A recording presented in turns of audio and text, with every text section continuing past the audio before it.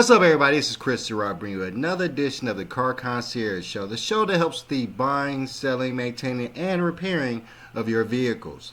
On today's show, we're going to head over to New York and talk about another situation where we have some teens trying to get their likes up on their social medias by surf riding the subway and then ultimately passing away. After that, we're going to talk about Tesla as it enters into a new lawsuit about its door handles. And as we talk about more about how dangerous their door handles are and their efforts to redesign them to get away from the problems that they're having when it comes to that. And last but not least, we're going to dive into the Kyren Lacy situation, where there's a young man who was accused of an accidental death in a car-related incident. And then a couple months later, they say that he took his life. And now we have evidence that he had nothing to do with the original incident that caused everything that ended up with this young man dying. All right, so let's jump straight into it. I'm going to head over to New York and deal with another case of some children deciding that they were going to beef up their likes and views on their social medias by doing something what we would consider pretty crazy and risking their lives jumping on and surfing a subway. We're on top of breaking news this morning out of Brooklyn, where police sources say two teenage girls were found dead at a subway station. And those same sources telling us that police are investigating the deaths as a possible subway surfing incident. John Diaz is joining us live from the Marcy Avenue subway stop in Williamsburg with the latest details. John. Yeah, good morning to both of you. Just sad details out of Williamsburg this morning. When it comes to the names of those two young victims, well, they have yet to be released, but sources telling us their ages are between 15 and 18 years old. And those same sources also telling us that police right now are investigating this as a possible subway surfing incident. Now, if you see here in this video, this is what the scene looked like out here earlier this morning. Investigators telling us this all went down about 3 o'clock this morning out here at the Marcy Avenue subway stop by Broadway in Williamsburg. That's when officers arrived out here, and sources tell us they found the two young girls unconscious and unresponsive. Sadly, both were pronounced dead at the scene shortly after, and police are still trying to determine exactly what happened, how they ended up here, and have not yet confirmed exactly where their bodies were found. So it's still unclear if they were found on the tracks or possibly the roof of the train itself. But as we mentioned, police are investigating this as a possible subway surfing incident, and residents here say it's sad to hear. Terrible, man. It's the worst.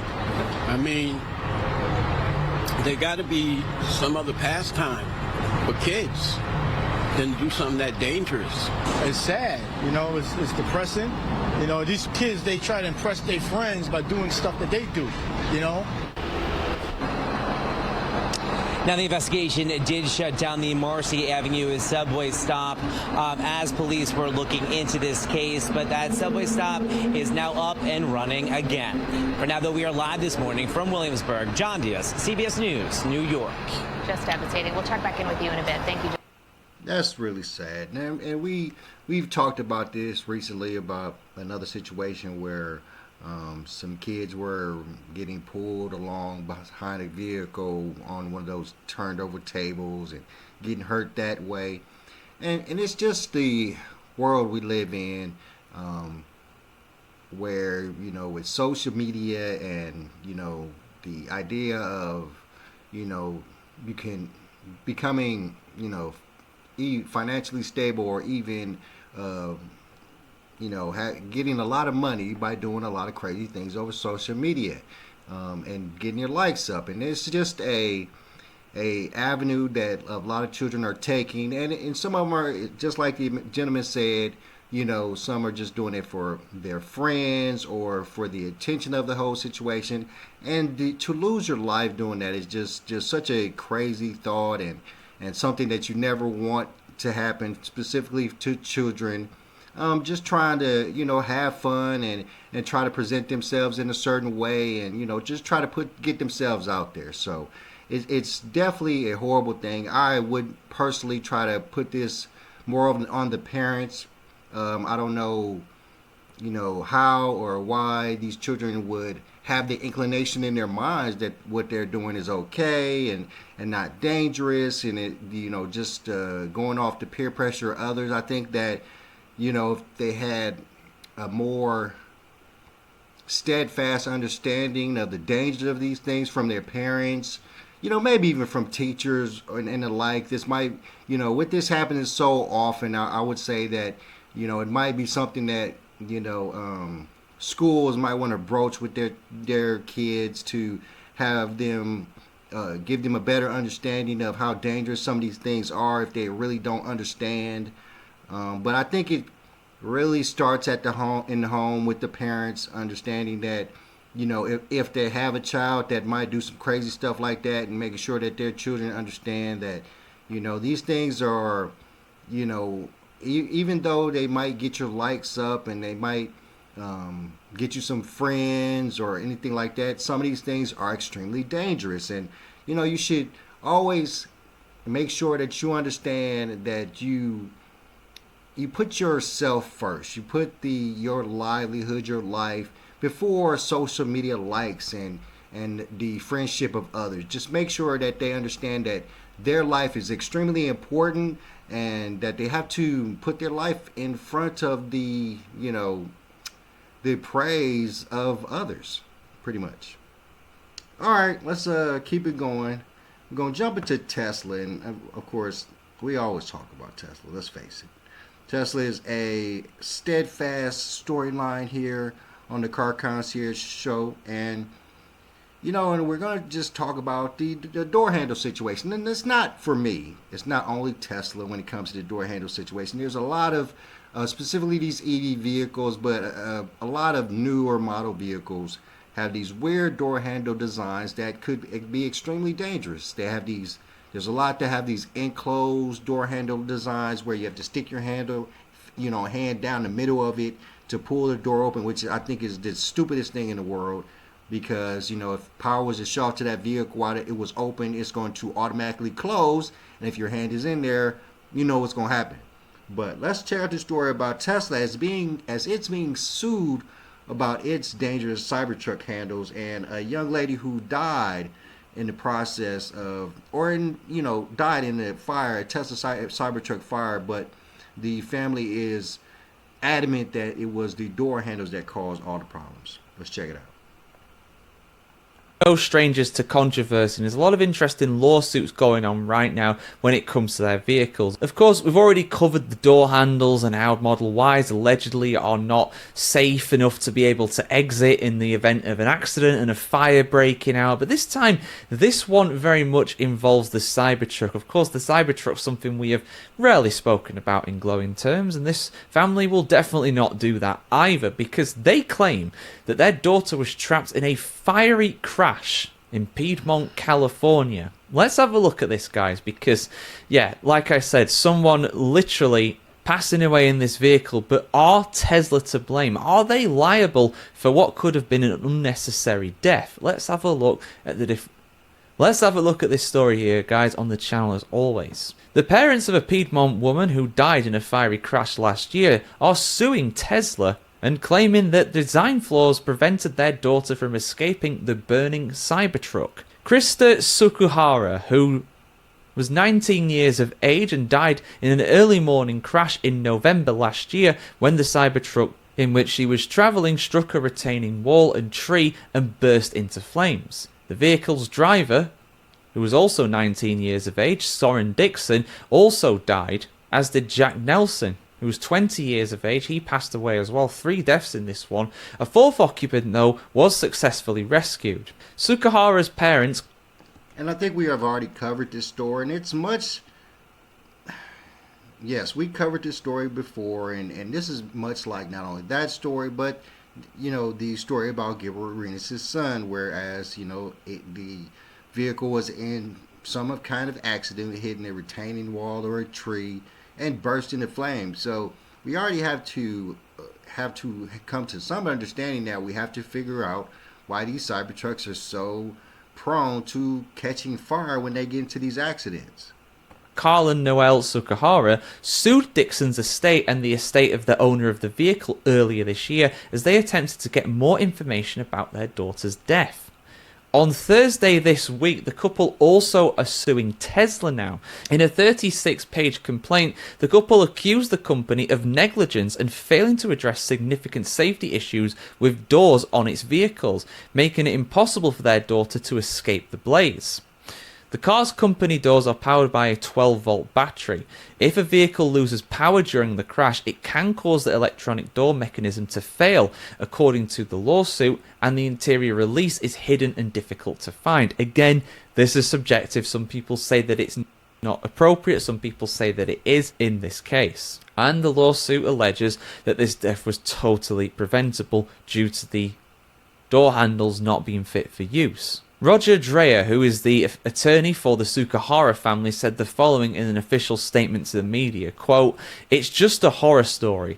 Tesla knows that it's happened and that it's going to happen, and they are doing nothing but selling the car with a system that entraps people and doesn't provide a way of extraction," end quote. Tesla, unsurprisingly, have declined to comment on this lawsuit. But like I said before as well, when it comes to this, it's not exactly the only case. The Sukaharas are not the only alleged victims in cases such as these. In fact, there are 30 examples that are publicly reported when it comes to this. Whether it's Model Ys, whether it's Cybertrucks, whether it's a different kind of Tesla, lots of people have been trapped inside these vehicles and unable to exit, and as a result have either died or been severely injured. And the case of Miss Sukahara, unfortunately, she was actually alive after the crash itself, but was trapped. She was unable to leave the vehicle because of the door failing. Now, call me old-fashioned, but in the event of an accident, I do like my doors to be able to open. It's kind of important. But yeah, let me know your thoughts on this in the comments below, guys. Do the Sukaharas have a case here? Will they be successful in their lawsuit against Tesla? There's a lot of these lawsuits going on right now. I'm aware of at least 3 or 4 of them that have been publicized recently. I mean,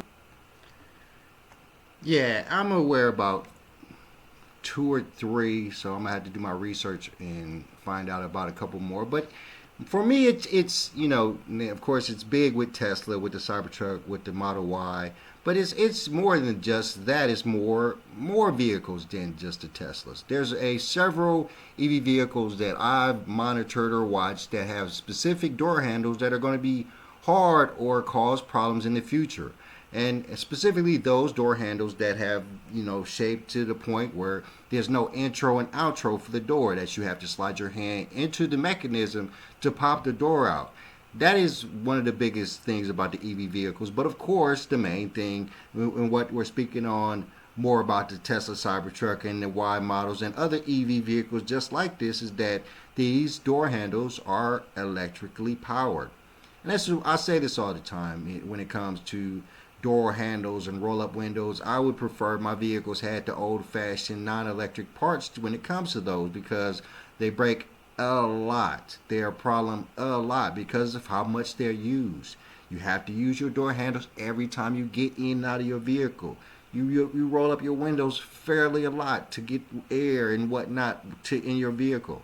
So these systems fail a lot, and that's part of the reason that this is such an important storyline, such an important piece of information or subject, because if you are in a situation where you are trapped in your vehicle for any reason, if it goes into a lake or it catches fire or any sort of reason where the power in your system fails and your doors, which are completely electrical, are not opening, it's going to cause a major problem for you. That's why I told you for every vehicle in my fleet, I have one of those things that you can pop the glass out, because it is a fear of mine that, you know, whatever the problem that causes with the vehicle, that the person that is inside the vehicle is going to get trapped inside of it. Because, you know, with these electric systems, it's just a matter of time.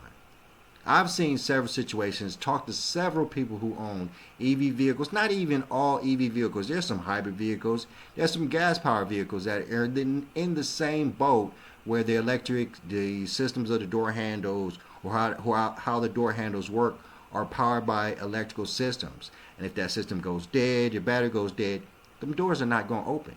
How many times has it been where, you know, a vehicle is dead and it's a push power button vehicle, you just can't get in it. You know how you have to have the manual key and the key itself, where you have the manual key, you have to pull it out, and then in most models they don't even have, you don't even see that, you know, for visual sake, you don't see where the key goes in. So you have to pop the cover off, and you have to take the manual key and stick it in. And this is all about the technology of it, the visuality of it, you know, making cars look quote unquote better because they're smoother if you don't see the door handle. And it's just creating more problems because you're trying to make things better. You're also in the process of making things worse. Okay. And that's why I'll continue to say that I'm a big fan of the Hyundai Ioniq vehicles, how their door handles are. They're flush against the vehicle, but when you get close to the vehicle, they pop out, and they just pop out in like a handle section where the handle section pops out, and you just grab it and pull it. There's no situation where your hand will be caught in it. There's no situation where it would bring your hand in to, you know, smash it against the car. So there's ways to make these door handles look good and very usable and very not problematic. But you just got to figure it out so we can avoid all the deaths and problems that we're having now. Okay? All right, so let us jump into this Kyren Lacy situation. And we're going to do several videos because as I learned about this video, and shout out to my friend who told me about this and was, you know, making me abreast of all that's been going on, because it just wasn't on my radar, which is another problem in itself, that this is not national news and it wasn't a storyline that I'd heard about before. That in itself is a problem. But we're going to talk about from the beginning how this whole Kyren Lacy situation started or happened, and how originally he was charged with, you know, murder. Well, let's just jump into this and really figure out what's going on. So look, don't worry about. So this is a video, and we're gonna make sure we shout out this creator in the description. But this is the intro situation where this is after the accident, and this is police going up to speak with Kyren about the accident, and this is going to start off a pattern for you, and it started off a pattern for me of jumping into my conspiracy mind, and it's just, you see it as a pattern of how they were trying to bring this young man down. Let's keep going. I'm filling any of this top information, like your name, address. Don't worry about any of that. Just right here, if you could, I'll just have you write exactly what you saw. Just make sure to include, you know, where you were. I don't even know what the name of that highway. It's Highway 20. Highway 20. You know that you just. All right, maybe my wife gonna figure out right. Okay, just make sure you add in there that you had to slam on your brakes, and the brakes, like, you know, you had to slam on the brakes to avoid that charger, and the brakes locked up to avoid that charger. That's. I ain't scared my car, because I wasn't even gone, man. That lady in the back of me, she didn't saw what's happening. That's how she called that wreck. She was running in the back of me. She pulled on the other side, and that's not in it. So, but the charger was coming right at you, correct? Right. And that's why you had to slam on your brake, the head on with you. So yeah, just make sure you include that, and that's very important because we're trying to locate this charger right now. So just include that in the statement, and I'll read it over, and then I'll be out of here. In that video, you can clearly hear the suggestive nature indicating that I need you to say that you had to slam on your brakes and you had to avoid a charger. Okay, just make sure you add in there that you had to slam on your brakes, and the brakes, like, you know, you had to slam on the brakes to avoid that charger, and the brakes locked up to avoid that charger. That's. But then you hear Gold Truck, the witness who's the Gold Truck, what he says. And he says verbatim. I ain't scared my car, because I wasn't even gone, man. That lady in the back of me, she didn't saw what's happening. That's how she called that wreck. She was running in the back of me. She pulled on the other side, and that's not in it. I didn't skid marked or nothing because I wasn't even going that fast. That lady in the back of me, she didn't see what's happening. That's how she caused that wreck. She was going to run into the back of me, and she pulled into the other side.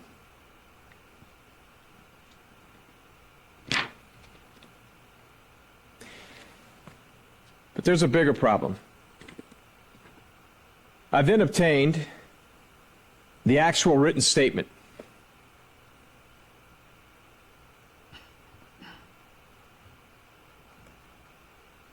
And this is from the gold truck. This is the gold truck. Now, after the statement we just went through, notice I've obviously redacted names, addresses, and the cell phone number in fairness to the individual who is gold truck number one in oncoming traffic. See, the problem with that statement is it is in direct contravention to what was said minutes earlier. It's not written by him, and where it says signed, it's not signed, it's refused. But you see, when I have a witness who is the most critical, and he's telling you, I wasn't traveling fast. We know now that he wasn't. The data shows 2.99 seconds before that he was traveling 28 miles an hour. The data shows that. Now he corroborates that. And he goes on to say, I didn't even make a skid mark.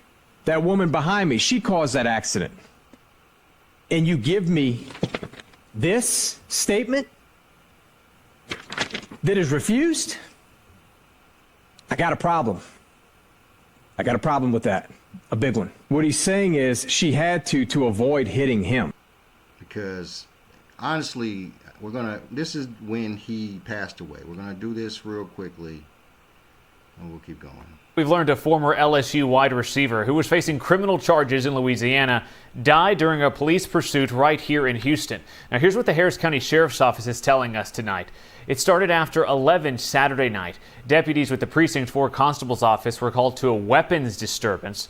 Apparently, Lacey was having an argument with a family member when he fired a gun into the ground. Now, by the time deputies arrived, Lacey had left. 20 minutes later, a unit spotted Lacey's vehicle and tried to stop him. There was a chase that went on for several miles, but ended when Lacey crashed along Aldine Westfield Road. When deputies were getting him from the vehicle, they found what appeared to be a self-inflicted gunshot wound. HCSO believes the shot was fired during the chase. We're told an autopsy will be conducted on Lacey's body. Also, the Civil Rights Division of the Harris County District Attorney's Office will review the results of the investigation once it's finished, which is standard procedure when a death occurs during an attempted arrest. So the story in itself is just extremely murky. It reeks of conspiracy from the beginning to end. And I wanted to, let's just jump into the latest information, the latest news storyline, and see what's going on as of late. Because as of late, they've established that this man had nothing to do with this accident that he was accused of, and that they're saying he took his life about. It's just not making a lot of sense, guys. But let's keep going. Let's check this out. That's right. So Kyren Lacy's attorney says that he looked at every piece of evidence, including surveillance video, body cam footage, and the investigative report by the Lafourche Parish District Attorney's Office. During that interview shared with us by Homa TV, the attorney says reports between the District Attorney's Office and State Police do not add up. During a recent interview on Homa TV, former LSU football star Kyren Lacy's attorney, Matt Ory, says data and surveillance video shows Lacey was more than 70 yards away from a collision on State Highway 20 in Lafourche Parish that killed 78-year-old Herman Hall in December of 2024. At the time of impact, he's 72.6 yards behind the vehicles at the time of impact. Following that wreck, Lacey was accused of being at fault for the crash and turned himself in to state police in January on counts of negligent homicide, felony hit and run, and reckless operation of a vehicle. At the time of his arrest, Louisiana State Police stated that Lacey, who was driving a green Dodge Charger, illegally passed multiple vehicles, causing a vehicle traveling in the opposite direction to avoid Lacey by swerving and crashing head-on into the vehicle that Herman Hall was a passenger in. Ory says Lacey was too far away to have any effect on the crash. Kyren Lacy did in fact pass 4 cars. There's no disputing that. Further north, Kyren Lacy passed 4 cars. However, he was back in his lane of travel 92.3 yards. Back in his lane, behind Mr. Hall. In a statement sent to WWL Friday night, Louisiana State Police said in response to the Homa TV interview in part, investigative findings revealed that Mr. Lacy's reckless driving while approaching oncoming traffic led to the events of the crash. The very last line of the report from the district attorney's office says, the evidence submitted in the crash report does not support that Kyren Lacy should have known that his actions were the cause of the crash that happened approximately 72 yards in front of him. Ori suggests a state trooper was trying to influence one witness on how to describe the crash. But during that exchange, the witness involved in the crash can be heard blaming another driver who is not Lacy before the state trooper redirects the conversation to Lacy's Charger. That lady in the back of me, she didn't saw what's happening. That's how she called that record. She was running in the back of me. So, but the Charger was coming right at you, correct? And that's why you had to slam when you break the head on with you. So yeah, just make sure you include that, and that's very important. Lacy, one of LSU's top wide receivers set to enter this year's NFL draft, took his own life with a self-inflicted gunshot wound in April. To this day, formal charges were never accepted by the district attorney. This is over. There's no criminal proceeding. Done. This is about making a promise to a kid who begged you to help him. And we are waiting for a response after reaching out to the Lafourche Parish District Attorney's Office about the investigation and that Homa TV interview. We also reached out to Matt Ori's office, and we are waiting for a response from him as well. Whitney?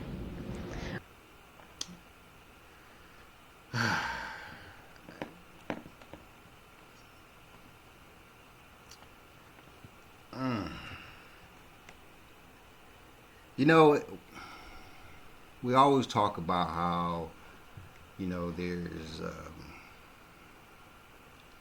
equality in the world, and there's no such thing as racism and, you know, attack on certain minorities and things like that. And this truly feels like that. It feels like an attack on minorities, specifically young black men, from the beginning to the end.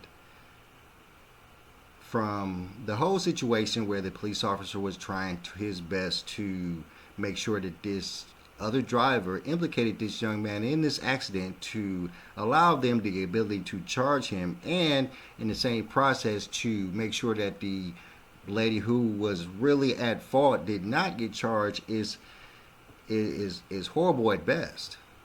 I mean, I don't know who the young lady was. I don't know if the officer was trying to protect her. I don't know if he was just in the process of trying to discredit this young man and destroy his life for some odd reason. We just don't know. We don't know what this officer's intentions were when he was doing this. And we have to believe that that whole process of him doing that is what caused this young man to get arrested, to go through this whole process of where he was fighting for some type of freedom or life because of what happened in this accident. And they tried to use, you know, tactics that were true, him driving past people, you know, after the incident occurred to make it seem like he was a bad person. And it's just like how, you know, when there's situations where there are young men accused of certain things, and what they'll do is they'll put up, you know, not pictures, happy pictures of them, they'll put up pictures of your mugshot, or they'll talk about your past, or they'll find some bad thing that you did in your past and bring that up. Whereas in the same, you know, news organization, they'll have a situation where there'll be a young white man who created some crime, and they'll put up pictures of him being happy with family, doing all great things, and they'll talk about how great he was and what college he was going to go to in the future. And this is just one of those horrible situations that we believe continues to happen in this world. And specifically, we're talking about Louisiana. So we're talking about a state that is still considered to be one that has a lot of people who have a disregard of people of color. And, you know, just like any other southern or midwestern state that get a bad rep, and this is why. Things like this happen, and this is why you're going to get a bad rep when you have police officers who are in plain view trying to bring down a young black man for something that he obviously did not commit. And this is just, one of those things that are going to continue to disrupt the, unity and, beautiful benevolence of togetherness that we could have when there's still people who will try to bring you down for whatever reason it were. I cannot sit here and say that this police officer originally did this to this young man because he was black, or because I don't know what was in that man's mind. But what I will say is that my conspiracy mind says that I don't believe this young man shot himself. I will say that since we know that to some degree that this young man and his family or his lawyers were fighting the Louisiana State Police on the charges that they were coming against them about, that it might be a situation where his death is not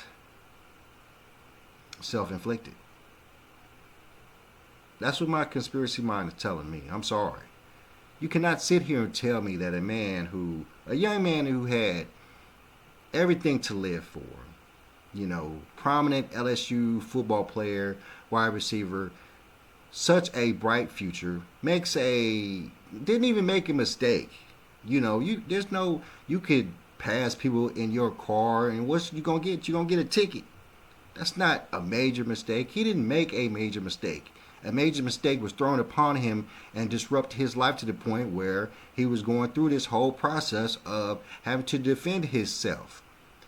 But to believe that this young man, who obviously knew he was not at fault, he had to be obvious in the knowledge that he was not at fault, and his lawyer seems very competent and very knowledgeable, and he was going to fight tooth and nail to make sure this young man was taken care of in this situation. Why? Would he take his life? You cannot tell me that he sat there in his car like, you know what? I know I didn't do this. I know I wasn't at fault that this man died, lost his life. I'm going to take my life because I don't want to go through this fight. That just does not compute to me. It does not make sense one iota. I truly believe that my conspiracy mind that the Louisiana State Police had something to do with this young man's death. You cannot tell me that the problems that was going to be caused by not only what the proof that this police officer did and the proof that this young man was not at fault and all of the things that the police down there in Louisiana took this young man through because of this situation would not bring me to believe that they would, try to knock this whole situation, to kibosh this whole situation. And what is one super easy way to kibosh this whole situation is to not have that young man around anymore. It's a horrible, horrible thing. And I don't want to sit here and be that guy, but you got to see. You have to see the problem with this whole situation from the rooter to the tutor.